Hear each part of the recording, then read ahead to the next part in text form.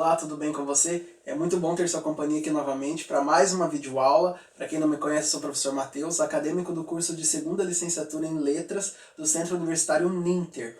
Hoje eu trago para vocês uma outra aula de gramática do ensino médio. Então, o estágio supervisionado agora é do ensino médio. O tema dessa aula é figuras de linguagem. Lembrando que esse tema também é trabalhado no ensino fundamental e reforçado no ensino médio, tá ok?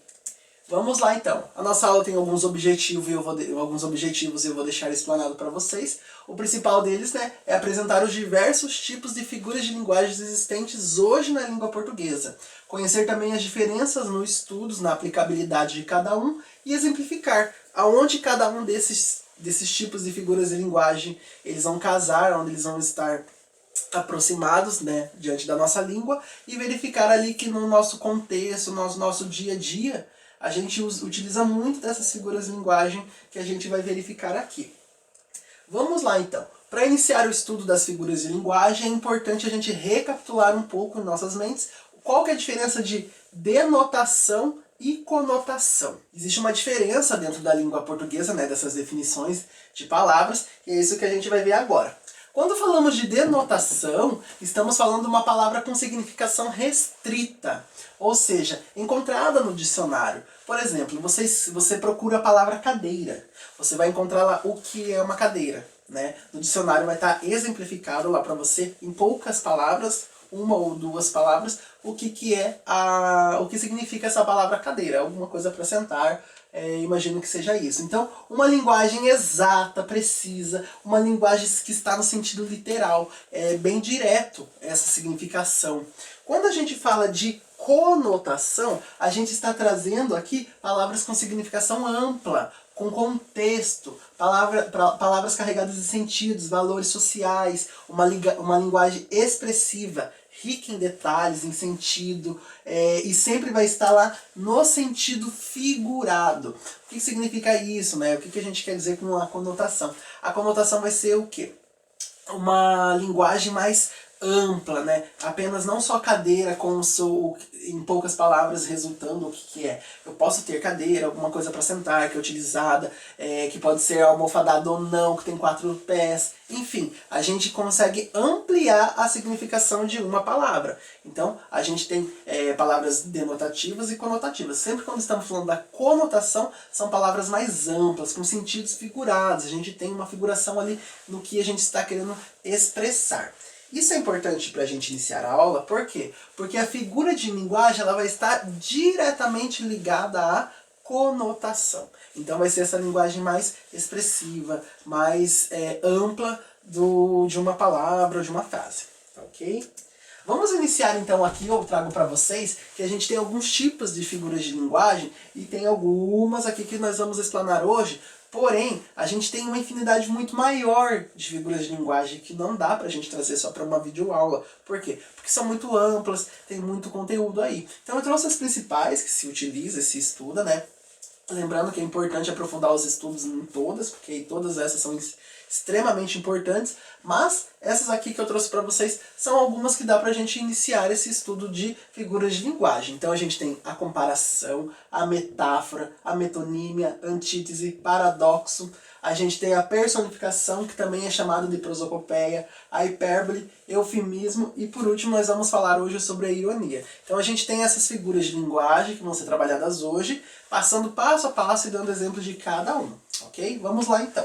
Começando agora pela comparação, uma figura de linguagem muito utilizada na língua portuguesa, Então a gente tem, como o próprio nome diz, a comparação ela vai consistir do quê? De fazer comparações entre semelhanças, entre dois seres. E quais seriam essas palavras que a gente utiliza, para estar comparando alguma coisa? Na língua portuguesa usamos esses elementos comparativos. O como, o tal qual, o igual a, o que nem, pode ser que nem a. Então, a gente tem essas palavras que vão estar sempre associadas diretamente a comparações, você é bonito como ele, como ela, tal qual, e você inventa a frase, por exemplo. Então a gente tem essas palavras, como, tal qual, que nem, e etc., sempre trazendo uma correlação de comparação. Então é o primeiro tipo de figura de linguagem que nós vamos ver hoje. A comparação sempre vai estar o quê? Unindo dois seres através de comparações, de semelhanças. Ok? Continuando, a gente vai para a metáfora. Essa figura de linguagem é muito utilizada em livros, em músicas, no dia a dia, nas redes sociais também. A gente está tendo muita utilização de metáforas, que é o quê? Qual que é a definição da metáfora, né, na língua portuguesa? Então, consiste no emprego de uma palavra com sentido que não lhe é comum ou próprio. Vamos para o exemplo aqui que eu coloquei. Dos meus olhos escorreram pérolas. Vamos lá. Dos olhos das pessoas, dos animais, não se escorrem pérolas, né? Se escorrem lágrimas. Mas a gente tem aqui na metáfora o quê? Uma mudança ali nas palavras ali, onde não é próprio, né? A gente não tem assim, como dizer que as pessoas escorrem pérolas, mas não. Aqui foi o quê? Para deixar essa palavra, essa frase aqui um pouco mais leve, um pouco mais bonita. A gente tem, segundo exemplo aqui, uma letra da música, né? Então fala, você é luz, é raio, estrela e luar. Então o que a gente tem aqui? Uma escrita onde que, né, vai embelezar, vai deixar um pouco mais bonita essa escrita, porém ela não tem muito a ver com a realidade. Ninguém é luz, nem raio, estrela e nem luar. Então aqui a pessoa poderia ser bonita, bem apresentável, né? Então a gente tem, vamos dizer assim, utiliza-se de uma linguagem que não é própria e não é comum para exemplificar algo, ok? Sempre na metáfora. Metáfora é utilizado muito em linguagem escrita de livros e a gente tem muito isso utilizado em músicas. Em músicas, periodicamente chegam, né, essas novas músicas possuem a utilização das metáforas. Falando agora de metonímia. Metonímia é a substituição lógica de uma palavra que a gente tem por outra semelhante, mas mantendo a relação de proximidade. A gente não tem uma perca aí de sentido. Então vai existir sempre uma semelhança de sentido. Por exemplo, vamos aqui no primeiro exemplo aqui. Lemos Machado de Assis. O que significa? Lemos Machado de Assis quer dizer a mesma coisa que lemos o livro de Machado de Assis ou lemos a obra de Machado de Assis. Ninguém lê Machado de Assis, né? Então, o que acontece? Desde quando somos pequenos, né, somos ensinados de que, por exemplo, Machado de Assis foi um escritor. Então, desde pequeno, nosso cérebro, né, nosso conhecimento foi se acumulando durante todos os períodos, né, da escolarização e chegamos ao ponto de conseguirmos ler ali essa frase. Lemos Machado de Assis e automaticamente o nosso cérebro deduz que Machado de Assis é um escritor, se tem aqui lemos Machado de Assis, então, por exemplo, a pessoa está lendo um livro, né? Porque o nosso cérebro, o nosso aprendizado já se exemplificou a isso. Né? Então a gente tem isso como uma metonímia. No segundo exemplo aqui a gente tem não aponte o lápis com Gillette. Lembrando que Gillette é uma marca, então quando você vê Gillette aqui, Gillette é uma marca. Pessoas um pouco mais aí de uns 20 anos atrás de estudo, lembram-se que alguns lápis, algumas utensílios ali da escola, lápis de cor, lápis de escrever, eles eram apontados com um gilete ou com uma faca, mas gilete não é vamos dizer assim, a navalhinha lá. Isso é o nome da marca. É a mesma coisa você dizer que, eu vou lá e tirar um Xerox. Xerox é a marca. Vou lavar a minha roupa com água e que boa, ou água e cândida. O que é? Não. É água sanitária. A gente tem o que? Desde pequeno construindo em nós alguns conhecimentos populares, né, nomes de marcas, que acabam virando parte da nossa rotina de vida. Mas isso, né, na língua portuguesa se chama metonímia. É você, por exemplo, usar substituições de palavras que não vão mudar, né, o sentido do que você quer dizer. Beleza? Próximo que a gente tem a antítese. Então a antítese, o que vai ser, né, a definição de antítese? É a figura de linguagem que consiste no emprego de palavras que se opõem, né? Elas vão se opor no sentido. Então a gente tem lá exemplos bem básicos, a antítese é bem simples. Então a gente tem a questão do alto, a gente vai ter a questão do baixo. A gente tem o claro, a gente vai ter o escuro. A gente tem o rico, a gente vai ter o pobre. A gente tem o gordo, o magro. Então são exemplos sempre que se opõem a alguma coisa. Isso é a antítese. O paradoxo vai possuir ideias semelhantes, né, à antítese, porém tem diferenças. Então, quando os elementos de um enunciado ele vai se fundir ao mesmo tempo e vai se excluir, aí a gente chama de paradoxo. Como assim? Ele vai apresentar uma afirmação aparentemente sem lógica. Percebam, para conhecer o meu interior é preciso sair de mim. É muito estranho. Para conhecer o meu interior é preciso sair de mim. Mas como assim? Vocês entenderam? Então é uma frase, uma afirmação aqui que ela é totalmente... ela se exclui, né? Ela totalmente se exclui. Então, você está tentando conhecer o interior da pessoa. Mas para você conhecer esse interior, você tem que sair dela. Então é um paradoxo. Ele acaba não se encaixando. Acaba ficando sem lógica. Embaixo aqui a gente tem o quê? A letra da música. Mudaram as estações, nada mudou. Pelo nosso conhecimento que a gente possui na vida, a gente sabe que vem verão, outono, inverno, primavera.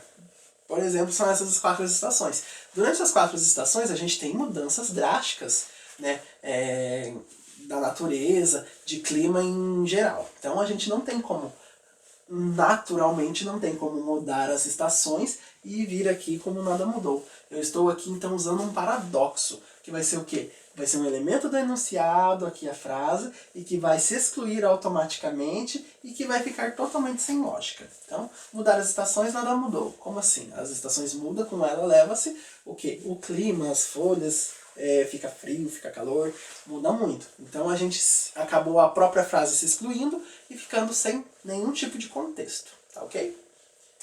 Vamos para a personificação, ou também chamado, né, de prosopopeia. O que é a definição disso? Então vamos lá. Atribui a linguagem, né, atribui linguagem e ações próprias dos seres humanos a seres inanimados ou irracionais.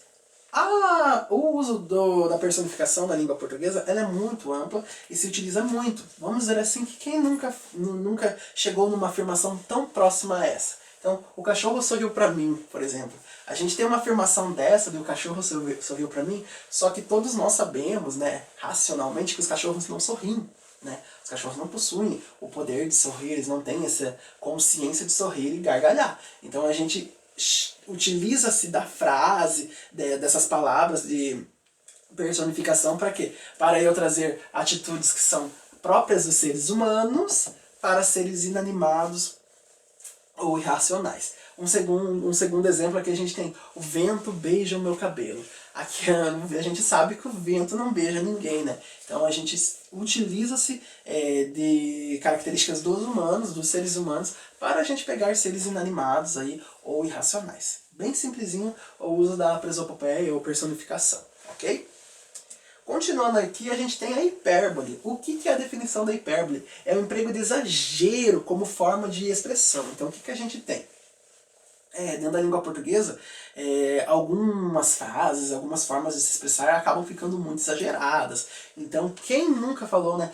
Para, que senão eu vou morrer de rir. Então, a gente tem aqui, ó, vou morrer de rir como uma figura de linguagem que se encaixa na hipérbole. Você está exagerando. Dificilmente uma pessoa vai chegar ao ponto de morrer por causa de dar risada. Né? Um segundo exemplo aqui, vou comprar 1 milhão de balas, né?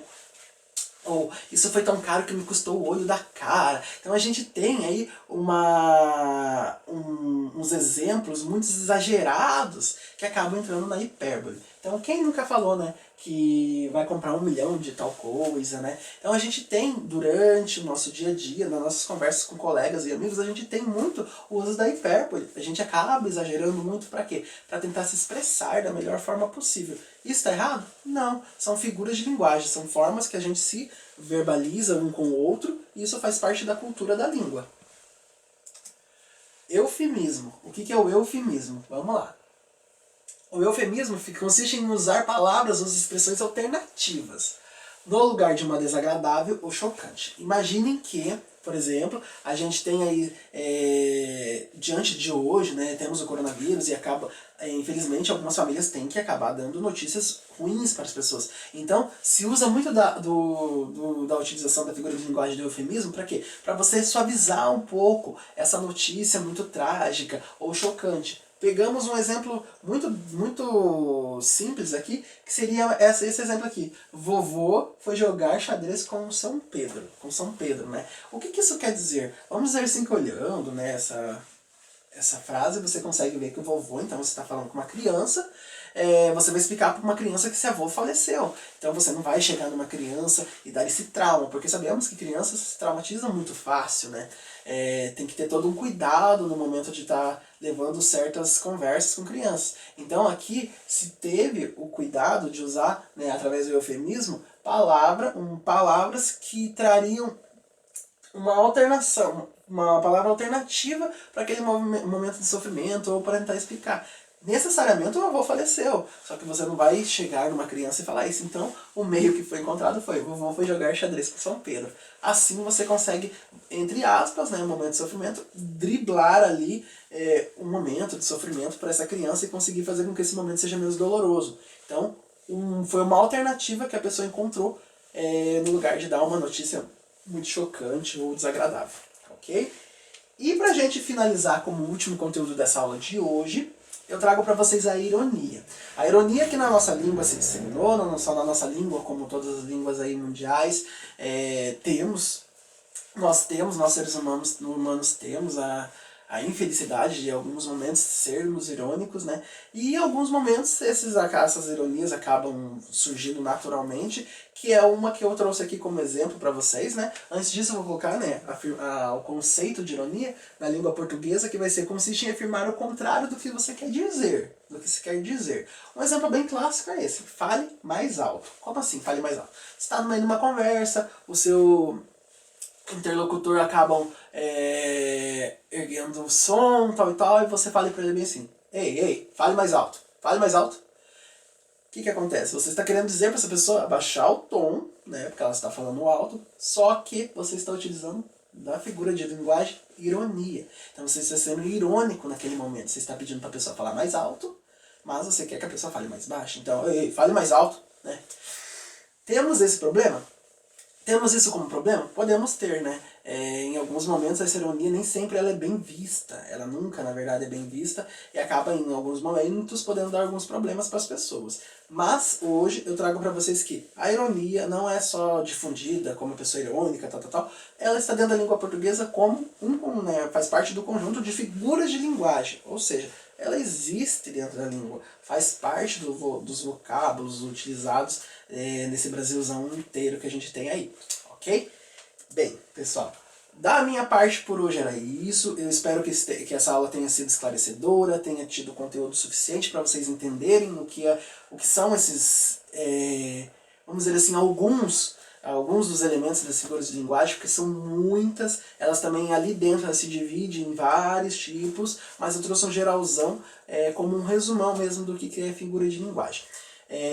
Vou deixar ali elencado ali no card ali de informações dos comentários ali alguns links que podem direcionar vocês para outras páginas para aprimorar os estudos, tá bom? E de verdade agradeço a participação de todos e nos vemos numa próxima aula. Um abraço a todos.